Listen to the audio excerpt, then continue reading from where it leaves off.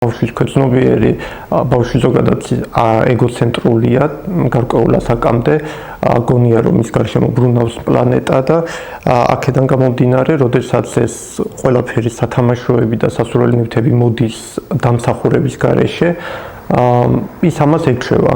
შემდგომში ეს უკვე მის ზრდასრულ ცხოვრებაში იქონიებს უარყოფით გავლენას და მნიშვნელოვან პრობლემებს შეუქმნის, რადგან არ ჩათვლის საჭიროდ რომ რაღაც მნიშვნელოვანი შრომა გასწიოს რეზულტატის დასადებად. აქედან გამომდინარე მისივე სამომავლო უსაფრთხოებისთვის და მენტალური ჯანმრთელობისთვის მნიშვნელოვანია რომ დაჯილდოება იყოს დამსახურებაზე დამოკიდებული და უბრალოდ არაფერს არ ვიღებდეთ. რა თქმა უნდა ხანდახან საჩუქარი მნიშვნელოვანია და საჭიროა, თუმცა ეს არ უნდა იყოს სისტემური ხასიათის.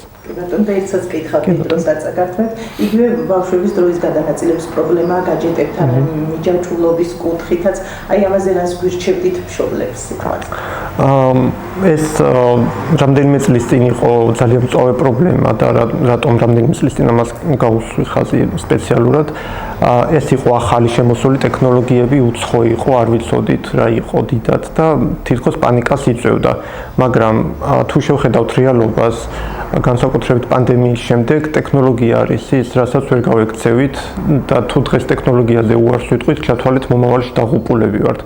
აქედან გამომდინარე მნიშვნელოვანია რომ ბავშვებს ვასწავლოთ ტექნოლოგიის მოხმარება სწორად. ანუ არ უნდა მიუშვათ ბავშვი როგორც თქვი წევან საჩუქრების მსგავსად რომ აი ესე უბრალოდ აიღოს და გამოიყენოს, არა ეს უნდა იყოს გაკონტროლებული მშობლის მხრიდან საკმაოდ კაცრად და დირექტიულად იმ კუთხით რომ მაგალითად გარკვეულ ასაკამდე ბავშვმა ტექნოლოგიასთან წვდომა შეძლოს მხოლოდ ჯილდოს სახით. მაგალითად ჩვენ შევასრულოთ ეს დავალება და მოდი შემდეგ ვუყუროთ მულტფილმს თუნდაც. ან რაღაც თამაში ვითამაშოთ, ოღონდ აუცილებლად განუსაზღვროთ დრო, რომ მან იცოდეს ეს დრო როდესაც გავა ეს ტექნიკა გამოირთვება და დაბრუნდება თავის ადგილზე. ეს არ უნდა იყოს სასჯელის სახე, რომ აი შენ დრო ახლა არ გააკეთე მაგალითად ეს დავალება, მე ამ ტექნოლოგიას არ მოგცემ და არ მოგცემ კომპიუტერთან დაჯდომის საშუალებას მაგალითად.